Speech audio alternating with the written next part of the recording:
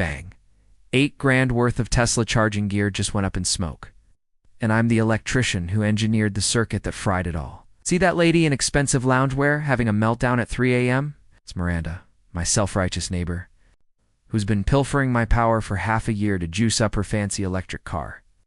She figured she was brilliant, running hidden cables from my garage to hers while giving me lectures about energy waste.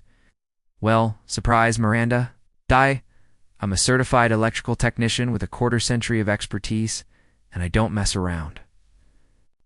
Cherry on top, she had zero clue I'd been monitoring her every scheme, recording every stolen watt, and orchestrating the ultimate payback that would brick her Tesla and drain her savings. What would you do if someone next door was swiping hundreds worth of electricity monthly? Leave your thoughts below and tell me your location because this story gets absolutely wild. I'm Marcus Tank Rodriguez, 54 years old, and I've been installing, wiring, and solving electrical issues since my late 20s. I relocated to my family's old place in Ridgewood, Colorado, a peaceful suburb where working families like mine have coexisted for decades. With the newer tech transplants from Boulder, the property includes a separate garage that's become my refuge, thick with the scent of machine oil and metal dust where I restore classic Indian motorcycles. Every night from 6 to 9, I'm in there with chrome polish gleaming, my weathered tool, belt hanging around my waist, drinking black coffee from my thermos during those late sessions that kept me grounded through the divorce chaos. It's meaningful work, the type that stains your hands and fills your soul when you hear that motor roar back to life. That tranquil routine lasted precisely 8 weeks before Miranda Blackwell invaded next door. 36 years old, tech consultant, drives a silver Tesla Model S with custom plates reading Clean E because apparently rescuing. The environment requires advertising it. She's perpetually dressed in designer workout gear that costs more than my weekly earnings, oversized shades positioned flawlessly, hair styled to social media perfection daily. Within days of arriving, she was at my doorstep with that phony corporate grin. Hello, I'm Miranda, your new neighbor. Could you possibly reduce the noise after 6? Some of us have dawn meditation sessions. When I mentioned that I work construction by day and rebuild bikes at night, my established routine, she nodded with that patronizing smile like she was tolerating a confused child. Perhaps you could adopt a more community-conscious schedule. Community-conscious? Right, the first few weeks seemed ordinary. Then my power bill skyrocketed from $195 to $375. I assumed maybe the aging wiring was malfunctioning, or my welding equipment was pulling excessive current. But checking my gear showed everything normal. That's when I spotted the heavy-gauge yellow cable running from my external outlet to Miranda's garage. She was strolling her expensive Labradoodle, probably worth more than my bike humming, while scrolling her device, oblivious to my discovery. Miranda, I called, gesturing at the cord. You've connected something to my power source. She glanced up, seemingly shocked. Oh, that's temporary for my yard equipment. Hope that's fine. Yard equipment. In December in Colorado, when I politely requested she use her own electricity, her entire attitude transformed. The fake smile disappeared, replaced by an icy glare that could freeze coolant. Really? We're discussing maybe 75 cents of power. I assumed neighbors supported each other. 75 cents. That's her estimate of electrical costs. When I clarified, it wasn't about money, but courtesy, she yanked the cord with theatrical drama. Whatever, but maybe consider being more neighborly instead of penny pinching over loose change. The following week brought an HOA complaint about my disruptive garage activities during rest periods. Despite no actual quiet hours policy and my never working past 9 p.m., that's when I recognized Miranda Blackwell. It wasn't merely entitled, she was someone who transforms everything into warfare, who preaches community values while cutting every corner available. What I hadn't realized was how many corners she was cutting, or the true cost ahead. 2 months post-extension cord drama.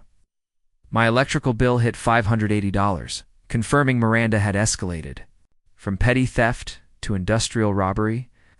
The consumption graph revealed massive draws nightly between 1 and 7 a.m. while I slept. This time, I was prepared. I documented everything since our initial clash, and my findings made my blood boil. That fresh concrete near my meter wasn't random city work it concealed. Miranda's underground feed tapped straight into my main service. She'd hired some unlicensed hack to install a permanent 240-volt line directly to her garage, completely bypassing her electrical system. The thermal camera I borrowed from Eddie Martinez confirmed at a hotline snaking underground from my meter to her Tesla station.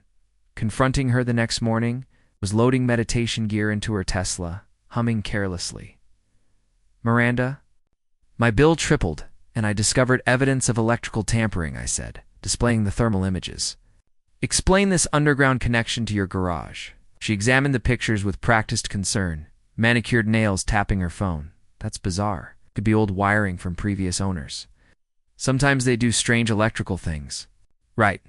The fragrance of her costly perfume mixed with morning air as she leaned closer, feigning innocence while probably calculating her stolen profits. "I'm calling the city inspector today," I announced, watching carefully. "Absolutely should. Hope you find answers." She slipped into her Tesla gracefully. "Actually, while investigating electrical problems, maybe check your garage wiring. I've heard weird buzzing at night, worried about fire risks. Strange buzzing from my garage, unused for 3 days. But here's where things got interesting." Installing a monitoring system that afternoon revealed Miranda wasn't just charging her Tesla, she was operating a full cryptocurrency mining farm. Constant fan noise mixed with dozens of high-end graphics cards, creating mechanical symphony running continuously. Her garage's heat signature resembled a small factory, consuming power equivalent to 4 homes combined. The revelation that broke me came from Mrs. Chen, my elderly neighbor living on Miranda's opposite side. This sweet Vietnam veteran sat on her porch, worry etched deep, clutching electrical bills. "Tank, I'm confused," she said, voice shaking. "My power went from $155 to over $450. I've shut everything off. Eat cold meals, but it keeps climbing. I'm on fixed income, I'd have to sell." That's when Miranda's operation's true scope hit me. She was systematically stealing from multiple neighbors, rotating connections to avoid detection while vulnerable people like Mrs. Chen suffered. The woman with clean e-plates was bankrupting seniors to fund her crypto empire. My response was calculated and decisive.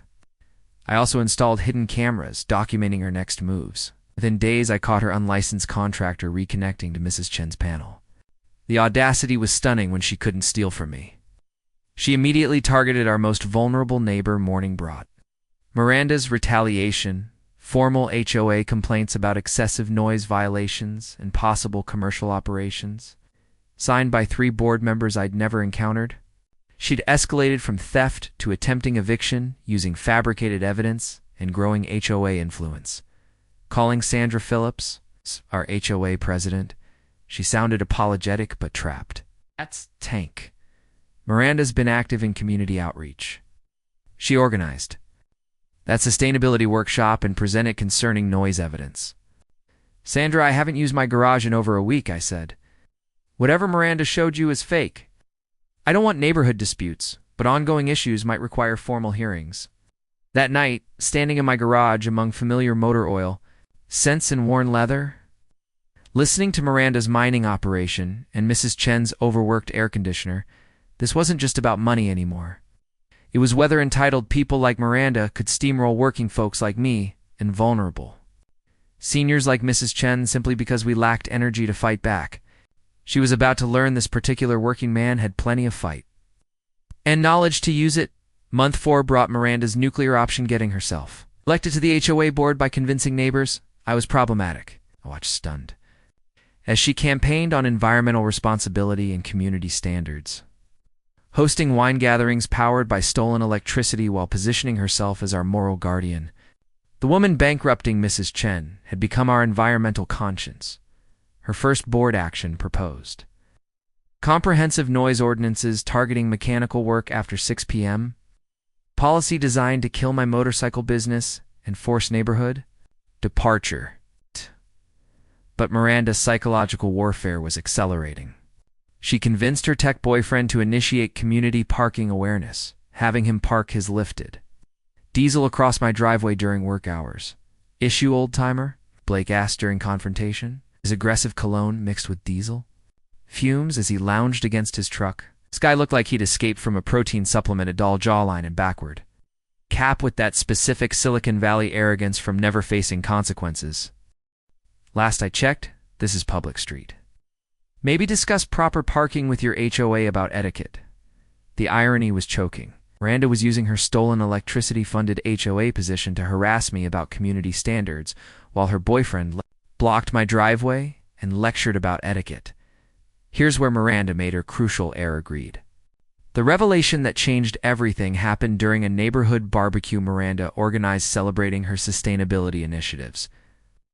While she spoke about reducing carbon footprints, I noticed something that activated my electrician instincts. Every house had LED party lights, but 3 homes, including Mrs. Chen's, had lights flickering and dimming in perfect sync. That's not coincidence, that's electrical load sharing across multiple services, I excused myself from Miranda's environmental sermon and walked the block with my voltage meter. What I discovered was breathtaking in audacity. Miranda had created an underground electrical network connecting for houses, including Mrs. Chen's, rotating her crypto operation to distribute load and avoid detection. The constant humming wasn't just her garage. She'd converted multiple neighbors' basements into mining facilities, stealing electricity industrially. My response was swift and educational. Weekend research into electrical theft laws revealed fascinating details. In Colorado, meter tampering is Class 4 felony with up to 6 years prison. But here's the kicker. I'm licensed electrical work endangering elderly residents. Triggers enhanced penalties under vulnerable adult protection statutes. The game changer. Electrical theft from seniors isn't just robbery. It's elder abuse with federal implications. I learned thermal imaging evidence is court admissible, and utilities must investigate tampering reports within 48 hours. Armed with this knowledge, I installed sophisticated monitoring tracking power patterns neighborhood-wide, correlating Miranda's activities with theft from 4 households. But Miranda wasn't finished. Escalating. Realizing I was closing in, she played her desperate card-spreading rumors. I was obsessed with her, creating unsafe environments for women. The whisper campaign was subtle but effective. Suddenly, neighbors who'd known me for months crossed streets avoiding conversations. The breaking point came when Mrs. Chen appeared at my door at 9 p.m. Tears streaming, holding a $1,350 electric bill. "Tank, I can't afford this," she whispered, voice breaking. "I've been eating cold food, sitting in darkness, but somehow using more electricity than a mall. The utility says my usage is normal for my house size. It's normal for a house running crypto mining in the basement. I have to sell," Mrs. Chen continued, hands shaking. 65 years here, raised my family, and now can't afford lights.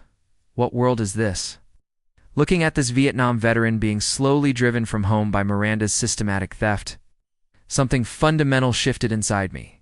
This wasn't about property rights or neighborhood disputes. This was about basic human decency.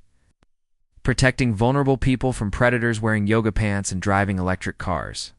That night, sitting in my garage among motor oil scents and worn leather, listening to Miranda's operation, running off Mrs. Chen's power, I decided everything would change. No more defense. Miranda wanted escalation. Perfect. But she'd picked a fight with someone understanding exactly how electrical systems work and, crucially, how to make them fail catastrophically. Month 6 brought Miranda's most dangerous escalation. Weaponizing the legal system, armed with her stolen electricity, funded war chest, and Blake's tech connections, she hired lawyers filing restraining orders claiming I was stalking and harassing her. The petition masterfully painted me as an obsessed older man unable to accept a strong woman's community success. But Miranda's legal gambit backfired spectacularly due to one detail documented everything. Every conversation, interaction, every time she'd approached me first. When her attorney presented their case to Judge Rodriguez, I calmly handed over a 3-inch binder of photographs, timestamps, and witness statements proving Miranda initiated contact in 90% of our interactions. The judge's pen tapping echoed as he reviewed my evidence. "Ms. Blackwell," Judge Rodriguez said, voice carrying 20 years' authority, "your petition claims Mr. Rodriguez has been following you, but his documentation shows you've repeatedly knocked on his door. Explain this discrepancy." Miranda's performance was flawless, trembling voice, complete victim act. But legal facts don't care about acting. The restraining order was denied, and I left that courtroom with something more valuable than Victory Miranda's sworn statement, that she'd never authorized electrical work on her property, directly contradicting the underground mining operation humming in her garage. The revelation that pushed Miranda into full panic came 2 days later when I discovered her theft had expanded beyond our neighborhood. During lunch break from a commercial, I spotted Miranda's Tesla charging at Roosevelt Elementary, plugged into an outdoor outlet during volunteer hours. She'd been using fake environmental activism to gain after-hours school access, stealing from taxpayer-funded facilities while positioning herself as community leader. My response was methodical and devastating. Weekend research into public utility. Theft revealed that stealing from schools, government buildings, public facilities automatically triggers federal charges under government property theft statutes. The crucial knowledge: utility theft from public institutions carries mandatory minimums because it's classified as defrauding taxpayers. It's not just stealing from companies. Schools have sophisticated electrical monitoring for safety compliance, meaning Miranda's theft was automatically documented by district facilities software. One anonymous tip about unusual after-hours usage would generate investigations Miranda couldn't manipulate or escape.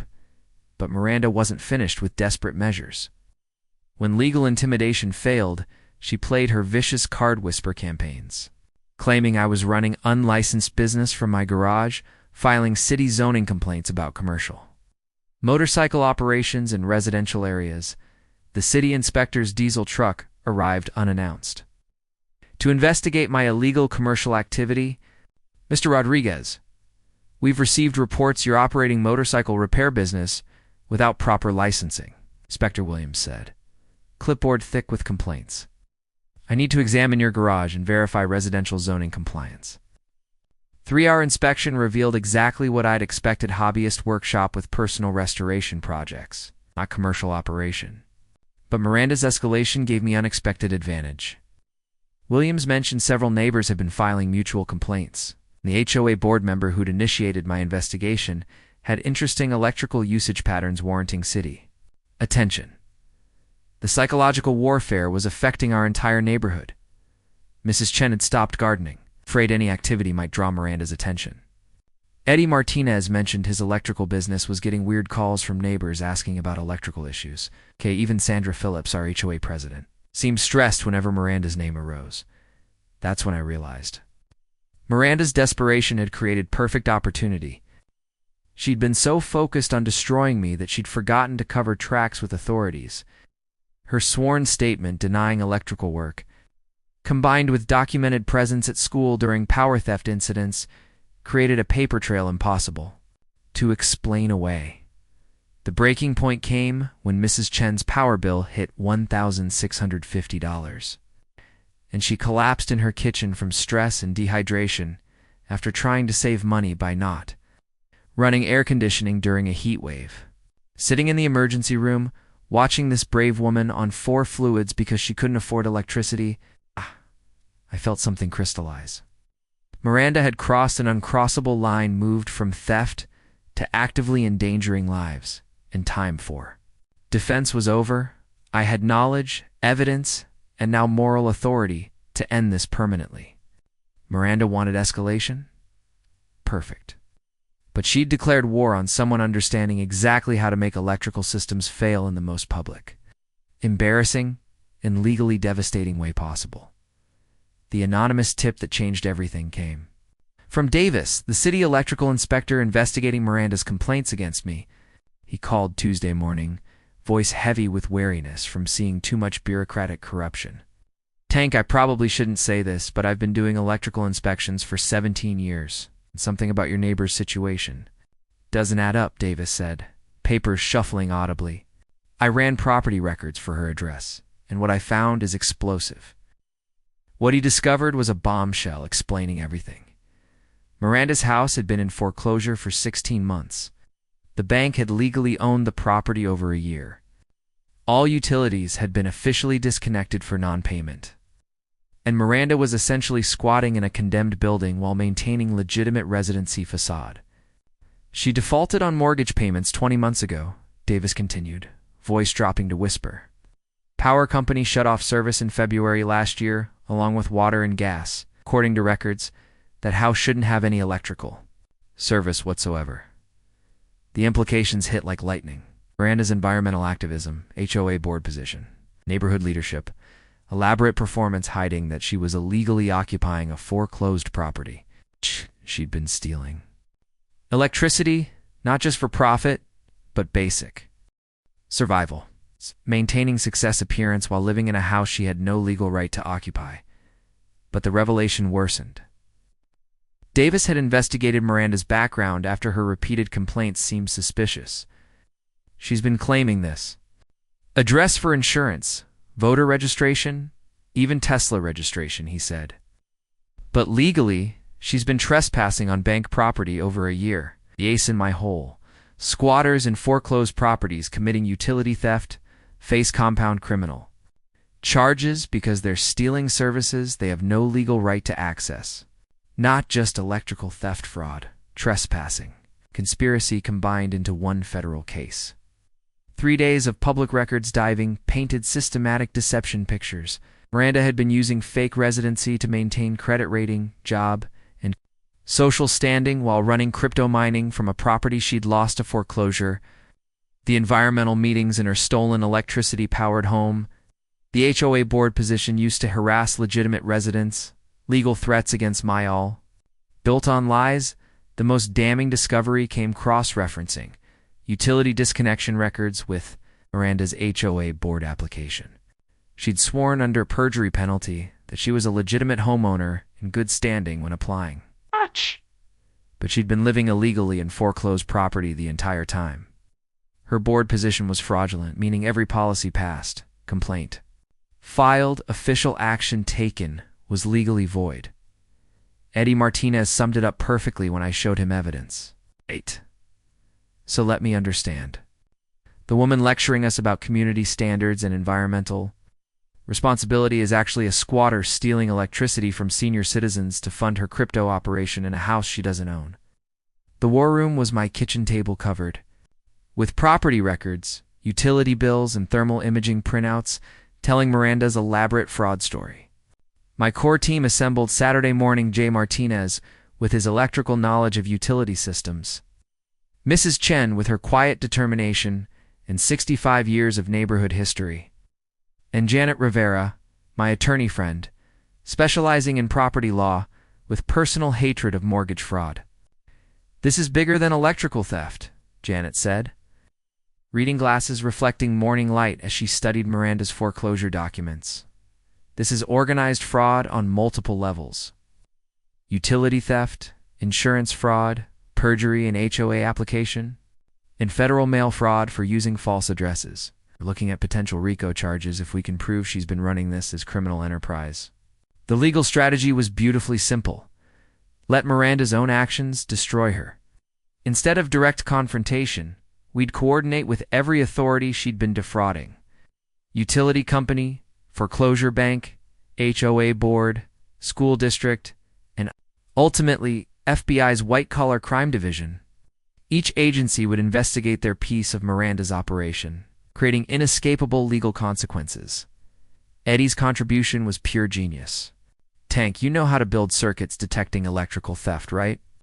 What if we create a system that doesn't just catch her stealing? What if we make it impossible for her to steal without destroying her own equipment, his calloused hands? Sketched napkin plans showing how we could modify my electrical panel, creating feedback loops that would overload unauthorized connections. The technical solution was elegant in simplicity. I'd install monitoring that appeared normal, but contained hidden breakers designed to detect unauthorized draws. When Miranda's equipment tried stealing power, the system would initially allow it, gathering video evidence of theft in progress. Then, after documenting her crime, would trigger controlled electrical surge, frying her crypto equipment and Tesla station while protecting my systems. Mrs. Chen's role was crucial, but heartbreaking. "I want to help," she said, voice steady, despite hand tremors. "That woman has been stealing from me for months, making me choose between food and electricity. I won't let her win." We needed her electrical bills as evidence, testimony about financial hardship and cooperation, documenting Miranda's theft from her basement mining operation. The secret weapon came from Janet's research into Colorado's vulnerable adult protection laws. When someone systematically steals utilities from elderly residents, especially veterans, it's not just theft, it's elder abuse with enhanced penalties. The district attorney's office has a special unit prosecuting these cases, aggressively because they consider it domestic terrorism against senior communities. Community mobilization was surprisingly easy once. Neighbors understood Miranda's deception. Scope. Sandra Phillips, our HOA president, was furious learning Miranda's board position was fraudulent. She's been using stolen electricity to host board meetings in a house she doesn't own while making decisions affecting legitimate homeowners, Sandra said, teacher authority shining through. This violates every fiduciary duty imaginable. The media component was Eddie's brilliant addition. His cousin worked for Channel 9 News, and they'd been seeking stories about cryptocurrency frauds. Local community impact. "Picture this," Eddie said, eyes lighting with mischief. Entitled "Tech Woman Steals Electricity from Vietnam Veteran to Fund Crypto Mining in Foreclosed House." As everything technology, elder abuse, mortgage fraud, and environmental hypocrisy. Phase. One involved installing my electrical monitoring trap while simultaneously filing complaints with every relevant authority. The utility company would investigate meter tampering. Bank would pursue trespassing charges. HOA would vote removing Miranda from board. School district would press charges for public property theft. Phase 2 required perfect timing coordinate. All investigations to converge simultaneously, creating legal tsunami Miranda couldn't escape. FBI would raid her illegal crypto operation. It's the same-day utility company. Cut stolen power while foreclosure bank initiated eviction and media documented her arrest. The emotional preparation was hardest. "I don't want revenge," Mrs. Chen said. Weathered hands folded. "I want justice. Want her facing consequences for what she's done to our community." That distinction mattered. We weren't vigilantes seeking vengeance. We were citizens demanding accountability from someone who'd systematically defrauded our neighborhood. The final piece was my electrical trap designed, with 25 years' experience and deep understanding of how entitled people like Miranda always overreach. She'd gotten away with theft so long that she'd become sloppy, confident that fake environmental activism and legal threats made her untouchable. She was about to learn that stealing from the wrong electrician is very dangerous, especially when that electrician has knowledge, evidence, and moral authority to end your criminal enterprise permanently. Miranda's desperation reached critical mass when she realized her theft operation was under scrutiny. 2 weeks after installing my monitoring trap, she made her first serious mistake, attempting to sabotage my electrical equipment. I watched through hidden cameras as she snuck into my garage at 2 a.m. wearing all black like some discount ninja, trying to disconnect my monitoring system with dollar store wire cutters. The irony was beautiful, trying to destroy equipment that would expose her electrical theft by committing more electrical tampering. My system automatically documented her breaking and entering attempted destruction of electrical safety equipment, and frustrated cursing when she realized my monitoring gear was hardwired into tamper-proof circuit boxes. Her expensive perfume mixed with metallic electrical equipment scents as she fumbled in darkness. Completely unaware, infrared cameras recorded every move. But Miranda wasn't finished with desperate measures. Next morning, she appeared at my door. With hundreds in cash, $600, and the most pathetic bribery attempt I'd witnessed. "Tank, I think we started wrong," she said, voice honey sweet, but eyes winter cold. Maybe we could forget these silly electrical issues. I'm sure we can work something out. Are you attempting to bribe me? Asked, genuinely curious how far she'd go. It's not bribery, she replied quickly. It's a neighborly gesture, goodwill token to cover any inconvenience I caused. $600 to forget months of electrical theft, elder abuse, and systematic fraud. The woman stealing thousands monthly from senior citizens thought she could buy me off with pocket change when bribery failed. Miranda launched her most vicious smear campaign yet, telling neighbors I was obsessed with her, that I'd been peeping through windows, and that she feared for safety. The whisper campaign was sophisticated approaching neighbors while walking her designer dog, mentioning concerns about my erratic behavior, suggesting my divorce left me unstable and fixated on younger women. Blake escalated intimidation by appearing at my house one evening with 2 CrossFit gym friends. Protein powder and testosterone scents filled my driveway as they positioned themselves like suburban hit squad, all backward caps and aggressive posturing. We hear you've been bothering Miranda, Blake said, voice carrying that particular silicon. Valley entitled menace. Maybe time you found new hobbies, old man.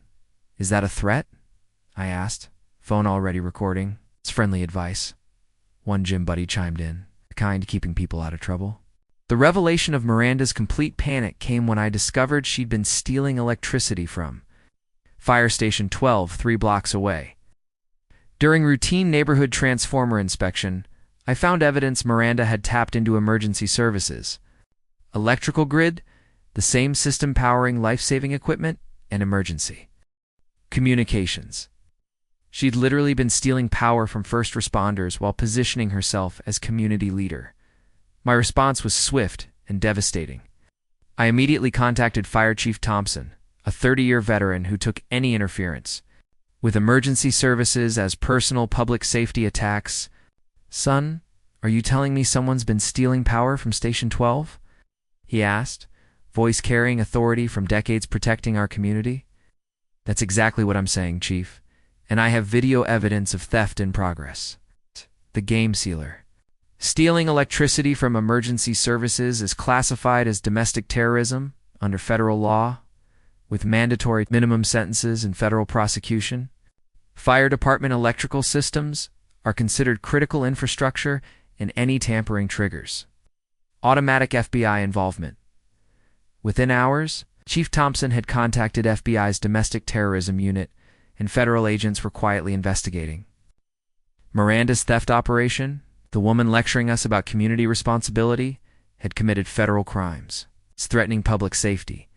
But Miranda's desperation reached new heights, realizing federal authorities were involved. She hired private investigators to dig up dirt on me, convinced that destroying my reputation would somehow erase evidence of her crimes. The Pie spent 2 weeks following me, photographing daily routines and interviewing my ex-wife about our divorce. The psychological pressure was immense. Miranda had turned our neighborhood into battlefields, where every conversation felt loaded with hidden meanings. Every neighbor interaction carried manipulation potential, and every day brought new schemes to destroy my credibility. The constant siege stress, combined with watching Mrs. Chen's health deteriorate from financial strain, pushed me to breaking points. That night, sitting in my garage surrounded by familiar motor oil and worn leather comfort, listening to distant humming of Miranda's crypto operations still running off stolen power, I realized Miranda's escalation had given me everything needed to destroy her permanently. Her intimidation attempts created additional criminal charges, bribery attempt was, recorded evidence, and theft from emergency services triggered federal involvement. Miranda had escalated herself into federal prison sentences. Miranda's final desperate gambit was most dangerous, yet filing sexual harassment complaints with police, claiming I'd been making unwanted advances and creating hostile environments for neighborhood women. The complaint was manipulation masterpiece, complete with fabricated text messages, doctored photos, and Blake's testimony claiming he'd witnessed my inappropriate behavior. Detective Sarah Martinez called Thursday morning, voice professional, but sympathetic. Mr. Rodriguez, I need you for questioning regarding harassment complaints. I must tell you, the evidence looks serious. My heart sank, realizing Miranda had played her nuclear option. In today's climate, sexual harassment accusations could permanently destroy reputations, regardless of truth. But Miranda made critical errors. She'd gotten so comfortable lying that she'd forgotten. I documented everything. Walking into that police station, I carried a 4-inch binder containing photographs, timestamps, witness statements, and security footage proving Miranda had initiated contact in 95% of our interactions. Detective Martinez, flipping through pages, filled the interrogation. Ruma, she reviewed months of meticulous documentation. Mr. Rodriguez, these are the most thorough records I've seen in harassment cases, she said, tone shifting from suspicion to admiration. You have video evidence contradicting every claim in Ms. Blackwell's complaint. The revelation destroying Miranda's credibility came when Detective Martinez discovered Miranda's criminal background. Check revealed something explosive. She'd filed similar harassment complaints against 3 previous California neighbors, all investigating her for utility theft. Miranda wasn't just a thief, she was a serial false accuser weaponizing sexual harassment claims to silence anyone threatening her criminal enterprises. This is a pattern, Detective Martinez said, voice hardening with professional disgust. Ms. Blackwell has been using false accusations as weapons to intimidate witnesses and obstruct justice. That's federal crime. My response was already moving. While Miranda was filing false police reports, my electrical monitoring had captured 72 hours of continuous theft, including video evidence of her manually overriding safety systems to steal more power. The system documented her bypassing ground fault interrupters, disabling circuit breakers, and jury-rigging connections, violating every Colorado electrical code. But Miranda's desperation reached insane levels when she realized police weren't buying her harassment story. She convinced Blake to file restraining orders against me, claiming I'd threatened him during our driveway confrontation. The petition was pure fiction. Blake claimed I'd brandished weapons, I'd made death threats, and stalked him to his workplace. Restraining order hearing became Miranda's public humiliation. Judge Rodriguez reviewed my security footage of driveway confrontation, listened to audio recordings of Blake's actual threats, and watched Miranda's boyfriend perjure himself on witness stands. Nervous sweat scents filled courtrooms as Blake's story fell apart under cross-examination. Mr. Patterson, Judge Rodriguez said, voice dripping with judicial authority, you've testified under oath that Mr. Rodriguez threatened you with wrenches, but this video shows you arriving at his property with 2 companions in what appears to be intimidation tactics. Explain this discrepancy. Blake's collapse was spectacular. Faced with perjury charges and video evidence of his own threats, he threw Miranda under buses, admitting she'd coached him to lie and promised to pay legal fees with cryptocurrency earnings.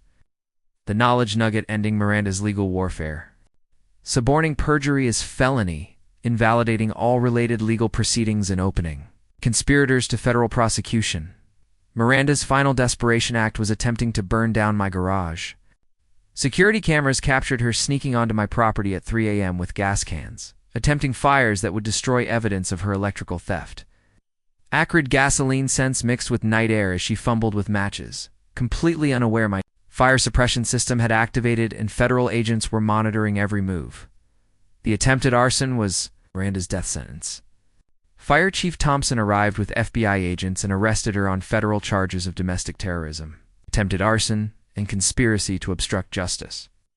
As they led her away in handcuffs, she was still screaming about how I'd ruined her life and destroyed her reputation. The psychological toll on our neighborhood was immense. Families who trusted Miranda's environmental leadership felt betrayed and manipulated. Mrs. Chen, despite vindication, was traumatized by months of financial abuse. Even strong neighbors like Eddie Martinez admitted they'd been fooled by Miranda's performance and felt guilty for not seeing through her deception sooner. But Miranda's escalation had given me something more valuable than revenge: absolute moral authority. Every neighbor who'd doubted my accusations, every HOA board member who'd sided with Miranda, every community leader charmed by her environmental activism, now understood they'd been manipulated by master criminals. The stage was set for Miranda's final, very public downfall. She'd escalated herself into federal charges, destroyed her own credibility through perjury, and given me ironclad evidence of her criminal enterprise. The only thing remaining was springing traps that would expose her. Fraud to the entire community and ensure she faced maximum consequences for her crimes. The Ridgewood Community Center had never seen crowds like this. Over 90 neighbors packed into folding chairs with local news crews setting up cameras in back and federal agents positioned discreetly near exits. The monthly HOA meeting had transformed into public reckoning, and everyone knew Miranda's criminal empire was about to collapse spectacularly. Miranda arrived 25 minutes late, flanked by expensive attorney and Blake, both looking like they'd rather be anywhere else. She wore a pristine navy business suit, probably her innocent. Defendant Costume Man carried herself with fake confidence that had fooled our neighborhood for months. Conversation murmurs died as she took front row seats, perfectly styled hair catching harsh fluorescent lights. Before beginning tonight's meeting, announced Sandra Phillips, our HOA president, we need to address serious allegations regarding board member Miranda Blackwell and her residency status. Room tension was thick enough to cut as Sandra's teacher. Voice carried authority of someone finally having enough of Miranda's lies. Miranda stood with theatrical grace, voice honey sweet, but eyes winter cold. I want to thank everyone for coming tonight. I know there have been unfortunate misunderstandings with my neighbor Tank, but I hope we can put this behind us and focus on our community's future. She gestured toward me with practiced victimhood, playing reasonable woman dealing with unreasonable man. That's when I stood, laptop bag heavy with evidence and voice steady with confidence from months of preparation. Miranda, before you continue, I think everyone should know the truth about your residency status and your environmental activism. The first bombshell was her foreclosure status. I displayed property records on the community center's projector, showing Miranda's house had been bank-owned for 16 months. Neighbor gasps were audible as they realized the woman